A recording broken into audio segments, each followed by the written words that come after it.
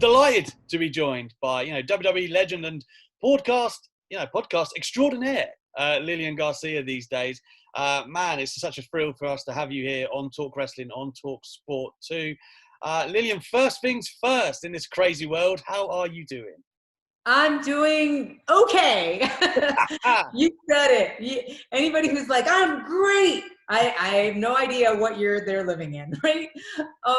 It's been a challenging year, but it's also been a very growthful year. Like, I've grown a lot in this year, and I've listened to my intuition more. I've listened to what it is that I need mentally, physically, and have really paid attention to that. So I will say that I'm grateful for that, and those are my silver linings. Well, personal growth is great, but professionally, you've had a pretty great year too, because of course, Chasing Glory is now on the free tier of the WWE network. And if anyone hasn't checked out your podcast at this point, then I really feel like they're missing something, because, I'm someone who interviews WWE talent a lot, but when I listen to your podcast, I always feel like I get that much more personal side. Like, you're really good at prizing out and talking in depth with people about their lives and what means most to them. I guess my first question on Chasing Glory and when it all started is, what made you do it, and how fulfilling is it kind of being, you've gone from a talent to now you're helping these other talents really tell their stories in a different way. Yeah, I really thank you so much for really showing the support that you're showing right now with Chasing Glory, and for inviting people to definitely listen to it. It is a labor of love for me, and it is something that has taken off in such a way. But I will say it's kind of like going back to the year. At the very beginning of the year in May, we just put the show on pause because COVID and Black Lives Matter and all the protests, everything was going so crazy that it was kind of like hey, let's pause and let's listen, right? Because I think we're so busy talking. And at that moment, I was like, it's time to listen. And I even listened to what it was that I needed and what my husband, who works with me, needed. And we ended up moving. And then I'm so grateful we took the pause, because then that's when we got approached with WWE to put it on their network. So it was perfect, because we launched it as a season premiere, and it felt really, really good. The marriage again to WWE and the partnership to bring these stories that you said it. I don't know what it is that I have in me that people are trusting. I guess that's what it is. They're just trusting me with some of the things that they've held in for so long, because I'm one of these people. I do not judge. I don't judge anybody's story, what they've been through. And we've all been through things. And I think that the more that we share them, the more it stops being a thing, and we're putting this burden on people's shoulders that they're walking around with. Wow, if somebody knew my real story, my God, they might not like me. Well, no, I think that Chasing Glory is showing that the more you put your story out there, the more people like you. Yeah. And the more they feel very connected to you, and now they really want to pull for you. And for example, Shotzi Blackheart is my guest this week. And after people heard her story, they're already, it just came out yesterday, and people were like, oh my God, I'm a much bigger fan now of Shotzi for everything she's been through and has been able to overcome, and look at her now. And that, I think, is beautiful and so necessary. And you asked me why this started, like, how did I get the idea? And it was in 2004 when I was working with such amazing superstars and in the locker room, sharing these incredible stories with all these other girls as we were just like opening up our lives. And I said it right then. I said, man, if anybody knew your story, I think they could connect with you even more. And that's where we are today in 2020. Yeah, you said it yourself there. Shotzi is a perfect example of that. I thought Zelina Vega as well, another one. You've done a ton of them that are really insightful. I guess, did you just kind of learn it was talent of yours as you went along? Yeah, I didn't. It's funny because I was kind of seen, and people have told me that, the girls in the locker room, they said, you were like our mother hen. Yeah. They would come to me with, and I think it's really the work that I've done with my parents. I was always able to talk to them. My mom has really great insight sometimes that I'm just like, wow, it's really great what I learned from you.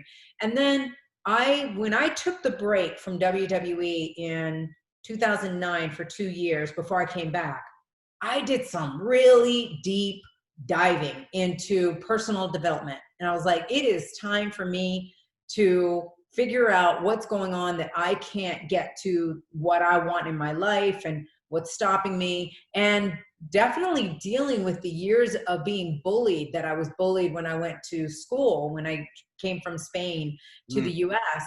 And those bullying years kind of were still in me, even in the WWE in the first 10 years. Like I would be, my God, I would be so sensitive to everything. I was just thinking people were picking on me. Like there was this thing. And so I decided during that time to do that. And I think by doing that, people really saw that they could come to me and I'm just giving them some advice of things that I've learned in my life. And so they were like, wow, okay, well, this is what's going on in my life. You know, what do you have any advice for that? And so I would do that. And I think that that's what's led to Chasing Glory is definitely a place where we can all talk about things. And I learned from them as well. And I think we need that more in our lives. And kind of, we talked earlier about it being now on the WWE network. Please check it out, guys, if you haven't already. When that call comes then, I guess that was a thrill for you, right? The perfect marriage, you just said it earlier. Did it just seem so fitting that you know, did you want it to grow? Did you even imagine it growing like that when you first conceived the idea? When I first conceived the idea, 2004, right? But I had pitched it to the WWE. Oh. So isn't it crazy? I actually pitched it to WWE, but it was ahead of its time. There was no podcasting. There was no real other, platform to really do this. There was no WWE network. So kind of like the idea got sent to them, but it wasn't the right timing to then put it out there in 2016 when I left the WWE. And then them seeing the growth of the podcast and over 7 million downloads and people really resonating with the stories and just been like, whoa, I think we need to have this on our platform. Like they really loved what I was doing and also loved how much the superstars loved doing the episode. For example, Shotzi saying, man, I'm just so glad I went on there. And Braun Strowman saying, it's like, it's a weight lifted off my shoulders. And Rhea Ripley, she'll, this is a spoiler alert. She's coming back. So she's coming back to Chasing Glory, which I'm so excited. And she literally says it at the beginning of her interview. She's like, I'm so happy to be back. I had so much fun the first time. And she revealed some very, very heavy things that she'd gone through in her life. And so to see that somebody was just so happy to let that out, to get the response that they got from the fans saying, man, you've saved my life by me knowing this about you because I've been doing this too, or I've gone through this, and there's a connection. And that's why I say we need this in our lives. We need to stop feeling alone. Suicide needs to go away. Like we can help each other out. There is another way. And when you go through these struggles and then you're able to help somebody out, it all makes it worth it. Rhea is so lovely, by the way. One of my and by the way, before I forget too, I want to let you know when WWE reached out to me, they literally said to me, and this was what's so important and what sold me on it. They said, we don't want our production on this. This is still Chasing Glory production. All they do is open the doors to the superstars. We go there, we film it, but it's our production crew filming it. Nobody is ever allowed to be in the room when I'm doing these interviews. So not even my production crew is allowed to be in the interview. Like it's like the cameras are turned on and everyone leaves the room and it's myself and the guest. And so I like to provide that kind of atmosphere. And I think that that's what makes it even more safe for them. So I want everybody to understand that this is still the Chasing Glory stamp on it. And that's the way WWE wanted it. Yeah, and that's important, right? Because anyone who has checked out the podcast since its inception, you know, that's what you want and that's what we're going to get on the WWE network. So that's awesome to hear. You know, it's just that you talking about it like that then really kind of reminds me, like, and I know it's different, but like, do you remember when Mankind had his sit-down interview in WWE and that kind of opened the layers and people began to really like him because Vince liked his real story? That kind of reminds me of what you do with superstars too. And that time frame just brings me back to when I first ever met Lilian Garcia, you know, through my TV screen. Man, you were one of my favorites because I was a big rock guy And Ah. your chemistry with The Rock is like amazing to me. That was like my favorite. Talk to me about how much fun that those things were, and like how much of it was just improv, or like, you know, you just going with the flow, because you guys couldn't have a bad segment. Thank you. That's so sweet. Oh my God. I had so much fun with him. You're right. It's so funny. He knew how to make me blush. And I didn't realize how easy I could blush. But there was just certain things that he would say and all. I was just like, oh my God. You know, he is The Rock. Yeah, of course. Of course. Even men blush. Yeah. I think you're blushing right now. I am, of course. So yeah, no, it was always fun working with him. And what was great, and people ask me, how the heck did you keep a straight face? Yes. And I think it was my years, thank goodness, of acting, that I had many years of acting, theater and all. And I knew, like, when they said go, it's like, it's acting time, you know? But let me tell you, when those cameras rolled off, we would die laughing.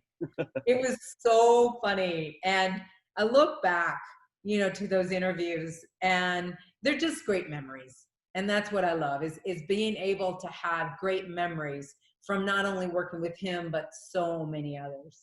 Because that's the awesome thing as well. Like, obviously you're like a legendary ring announcer, like a voice of a generation in many ways, right? Like, you can associate your voice with moments and events. But I think, you know, and for you as well, being able to work with like the likes of The Rock, and even, you know, you were involved in much more angles than that too. You know, Viscera springs to mind. You know, those things, did you always kind of, I don't want to say clamor for them, but did you really relish getting those more on-screen roles? Oh, I loved it. I loved it. Anytime they asked me, hey, would you mind doing this? I'm like, well, again, it kind of goes back to my acting stuff, right? So I was able to be part of the story. And I was like, hey, anything I can do, especially if they're like, well, we really want to use you to try to put Viscera over, you know, and give him that, you know, help him get that character where he's like a ladies' man and all this kind of stuff. I'm like, okay, you know, I had no idea where it was going, but I never felt in danger of anything. I will say I hurt some when I had the angle with 3-minute warning. But man, did it look good. It looked so good. It looked so good. I was so happy. But what happened though, when I hurt the next day, I just got another layer of respect for them. When I was like, wow, I thought that, you know, it was nice and cushy, the mat and everything. No, there's boards. There's boards that you're landing on. How these athletes do this, you know, for over 300 dates a year and traveling the country, you know, I know now is a different scenario, but, and I'm actually glad for them. The silver lining, if you talk to most of them, is, oh, I needed this break. Yeah. I needed this break off the road. I needed this break off the schedule of doing, you know, 5 days of my body, you know, getting that. So I think that when everything starts lifting, you're going to be able to see them be able to, I don't know, maybe it's like extend their athleticism lifespan, you know, by having this. So there's always this silver lining to everything. I always say that. Absolutely. And you're right. They'll be, you know, to a degree rejuvenated. They've spent more time with their family than ever before. You know, speaking of yourself in WWE, there's so many things that I attribute, you know, or associate with you. And I think I'd be remiss if I didn't mention the national anthem, because that's one of my favorite things too. Like, I remember around, I think it was September 11th when that show and all that stuff happened, and you did it, and you know, you've done some real powerful versions of that. So it just feels like, talk to me about the relationship. Well, first of all, talk to me about how special it is to do that in front of millions, and nail it for that matter. And secondly, I guess Vince McMahon really trusts you. He's got you in so many different roles, whether you even realize it at the time or not, he actually really did value you. You know, that's wild that you say that, and that's beautiful that you say it like that, because sometimes when you're living it, you don't realize it. And it's not till you just like said that to me that, you know, and I got an opportunity to see Vince last week, and just said thank you. You know, thank you for having me back home, having me on the network, and for the amazing memories. Like, I have amazing memories. And he did trust me, and especially at 9/11, when he looked at me and he's like, you got to do this. Like, you know, I really think you can do this. Was that the most difficult one you ever did? Like, it Yeah, must have been. absolutely. Because I lived in New York at the time, and I was very, very emotional as to what was happening to New York, what was happening to our country. I cried for freaking 2 days, like leading up to it. I was crying all the time. I just couldn't shake off what had happened and the loss of all those people. And then for him, when he asked me, you know, would you please do the national anthem? Like, I really need you in this moment. Now, of course, he would never force me. If I literally said, I can't do this, I'm sure you'd understand. But I also knew that I had to do it. Like, I just knew I had to. As an Army brat, it couldn't have been even more special. Like, my dad fought for this country in the Army for over 20 years. He was a lieutenant colonel. I grew up, you know, I was born on a military base. So the military and what it represents is everything to me. And so in a time like that, where the country needed to have something to unite in some way, you know, was crying. If it was me as the vehicle to be able to do that, what an honor. And that's what it ended up being, is a true honor that I could represent our country and try to put some healing into everybody's heart from that moment. And still people bring it up, and anytime I think about it, I tear up, because it was, oof, it's crazy. It was powerful, man. And obviously I'm not even an American, right? But like, yeah, this probably doesn't even make sense, but like when you like nailed that note and it's like everyone feels it, it felt extra. Yeah. Well, I don't know which one you're referring to, in the fact that, because I changed the song a little bit, I don't like to change it too much, right? Yeah. But I always felt that when it says, and our flag was still there, it kind of bothered me the way it was written. When it was written, and our flag was still there, like, no, our flag was still there, right? So I changed it to elevate that moment, and to really make an exclamation mark of that moment. Our flag was still there. And that's, look, we got attacked, and yet our flag is still there. Yeah. So I know that I really put emphasis on that. And then I've heard people, you know, since then actually change that part as well, and do it, which I feel honored, right? That people can see that. And then also the land of the free, and then taking that. I think that's might be the note. Yeah. Because it's free. Like, I really like to study the words and go, okay, what's important here? You know, our flag is still there, land of the free. Can't get more important than that. No, absolutely. And we just talked about Vince there. Obviously, you worked under him for many years. Still crazy that, you know, he's 75 and he's just at the top of his, you know, top of everything still. Yeah. I guess I ask people this sometimes who've had long tenures in WWE, like, what's he really like? Because obviously the character on TV, he's kind of like this mythical figure. Because, you know, you read the internet and it's like, oh, you know, whatever, he hates people sneezing, and there's all these different weird, like, quirky stories about him. But then you get all of these other people that, you know, especially we've had a window into it of The Undertaker and Vince, their relationship on the network as well. So I guess for you, like, how did you find working for Vince all of those years? I loved working for Vince. If I didn't love, I wouldn't have been there for 15 years, Right. You know, time. I just won't, I'm not one of those people that I'm just going to do a job because I'm insecure, or, you know, security or anything like that. I'm going to do it because I absolutely love it, and because I also believe in the person that's running it. And for me, I could only judge Vince by how I felt, you know, my personal connection with him. He was always respectful to me. He's given me a lot of opportunity at WWE. I'll never forget when he had me sing the national anthem, the very first time that he got to hear it, because I had done it live at 3 events over the weekend before he had me do it right before Monday Night Raw. And he came after me and he was like, whoa, this is what we're going to do. We're going to have you do this every single show. You're going to open the show, you know, and then from there I got to do WrestleManias, 3 times. And I did it this year at the Bump. It looked a little different because I was doing it from my living room. But you said it, so much opportunity. And I think that Vince is one of these people, if he sees you work really hard, he sees you respect the company, he sees that you are there for the right reasons, he sees that you have a great attitude. I was always on time, really good attitude. I think all of these things, he just respects that. And it's like, it's a win-win situation that I always like to create, a win-win. And I think you really saw that I genuinely wanted to be there, and I genuinely love my job. So I had a great relationship with Vince.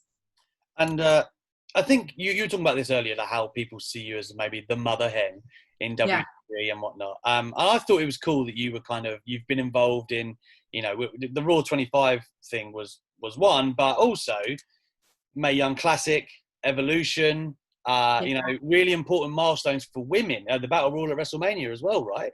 Yes. How important was it for you to be a part of that? And can you describe in a latter question, just how momentous the day of Evolution really was? Ooh, wow. I mean, seriously, come on, my smile says it all, right? Just so honored to see the evolution of the women, to be a part of that, to be asked to come in and also, announce the WrestleMania Battle Royal, and then Evolution. And especially with Evolution, I was just like, wow, because I can remember many pay-per-views that I was the only female to be a part of that pay-per-view. Many pay-per-views, I would stand there and I would be announcing, and I'm like, wow, I am the only woman that all of this arena, the people in the, at home are going to see on the show. And to see where it's evolved now, it's like, yes. And not only just to see like them, hey, we've got the women that are involved in the show. No, it's, hey, the women are killing it. They are really doing amazing, amazing work. And it's just exciting to see how they taken that opportunity and they've just run with it. Like when you went there on the day of Evolution, can you describe, like, I don't know, it just felt like, to me, I spoke to Stephanie McMahon before it, and she was so personally proud of it. And then, like you said, you had the generations of women, which of course you were lucky enough to be working with virtually all of them. Yeah. How fulfilling was that day? And, can you describe how special it was backstage? Yeah, it really is so special, especially when we were lining up for the photo. Yeah. And we were all in the bleachers, and I'm looking around, I'm like, wow, I've worked with like 80% of the women that are here.